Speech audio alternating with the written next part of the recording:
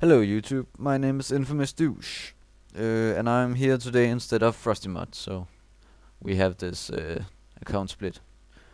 Yeah, just to introduce myself, I'm a West player in Silver 4, so nothing to brag about there.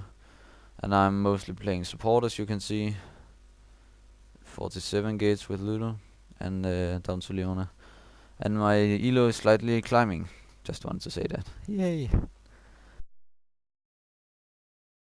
For runes, I go pretty standard on Thresh. I go gold per 10, quins, armor yellows, armor reds, and magic resist blues. Um, so gold per 10 quins is just for that extra boost in gold, as you won't get any last hitters of support. These especially help you if you're losing your lane to get back in the game. But if you are certain you're gonna win the lane, you can also switch these out for HP quins, which gives you 78 HP if you get all three. So that's a pretty good early game boost. Armor seals and armor marks is pretty self-explanatory. It's just to make you tankier to the AD carry, and the supports also take early game and also late game. The just all around having making you harder to kill. Magic's glyphs is pretty much the only option you have. The only thing you can change is whether or not you're gonna make it flat or scaling with the levels. And if, for example, if you're against the Carthus, it's probably better to take scaling, just because of just because of his, excuse me, ridiculous late game scaling.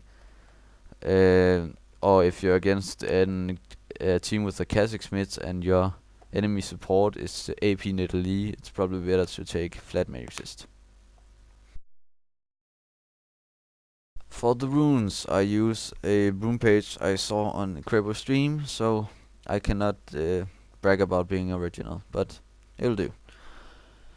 I'm 1.13.16 as you can see, and I'm just gonna explain every talent. Summon's Insight, just to make Flash's cooldown shorter. Meditation, just to make mana regen, get some mana regen so you can make more awesome plays with your hook. Mastermind is pretty good to give you 10% off cooldown on exhaust and flash. Artificer, I think it's called. It's optional, I would say. If you don't get more than one cooldown, one active item per game, you could just as well put it in improved recall to get out of sticky situations. But that's just your option. Greed gives you gold per 10, pretty good on support. Wealth gives you 50 extra gold, which is needed to get the starting build I want, which I'll show you later. Biscuiteer, pretty good buff in lane, if you could say that. Pretty good sustain to get 80 health and 50 mana, and it's pretty fast too, 10 seconds. So Explorer, this is really good for invade situations where you want that extra bit of vision and don't want to waste your 50 75 gold wards in level 1. Yeah. In defense, durability, extra health. You're mostly just taking this to get the 30 health down here, but you know. These two are just for extra resistance. Obviously, you will take armor over the last magic resistance because of your enemies and AD carry. Unyielding and block, so you will take 5 less damage for each auto attack your enemies will do to you. That's pretty good also.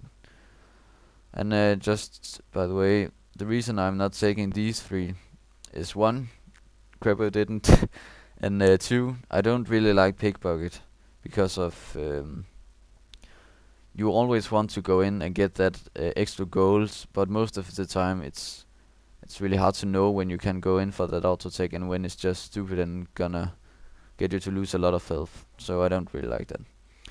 Cooldown reduction, meh, not so important. Unless you're Soraka, maybe. Nimble, you know, if you want the movement speed, you can just take some here. So I don't really want it. And over here, the last one, Summoner's Raft, makes exhaust reduce the magic resistant armor of the target by 10. So that'll make you do more damage to the 80 carry, which you're gonna exhaust, or someone else in team fights. But you know, in laning phase. Okay, here's my starting build. Explore Sword and Total Biscuit of Rejuvenation. You get for free because of your masteries. And you'll wanna start with the rejuvenation bead, I think it's called. Because you as Thresh, you don't really need the magic or the mana regeneration you get from what's it called? You know, the fairy charm, that is. So you wanna take rejuvenation bead also because of your lack of heals in lane if you're against a Taric or such. 2 health potions just for extra sustain, a vision ward, and 2 side wards. And it's here wealth mastery comes in play, because as you will see, vision ward costs 50 gold extra than side ward. So if you didn't have wealth, you would only be able to get 3 side wards. So if you want a vision ward, you should take a wealth mastery. An extra option is if you're playing against a poke lane, such as maybe Israel, AP in Italy. That's a bit unusual, but you get the idea. Then you could choose not to buy the rejuvenation bead.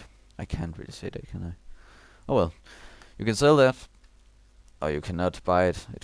And you could buy some more health potions to get that extra sustain, and that's a pretty good start too, because you know, 180 gold set behind on your build is not very much, and it's much more valuable to be high health in lane. You could also choose to only get 2 vision wards and then no side wards, but I really like having 3 because you can place the side ward in river to watch out for ganks, and then explore sword if you haven't used it in their bush to get kind of vision on them. And if you need more vision than that 1 minute, you can also place that side ward in their bush, and then counter ward their river ward with your vision ward. So that gives you a lot more warding opportunities in lane than having 2 wards. That's my guide. As you can see, I get pretty decent results with it. Try it out, tell me if you like it, tell me what you didn't like, and if you have any questions, just leave it in the comments below, and I'll answer it to the best of my abilities. Hope you enjoyed watching. Please rate and subscribe, and I'll see you later.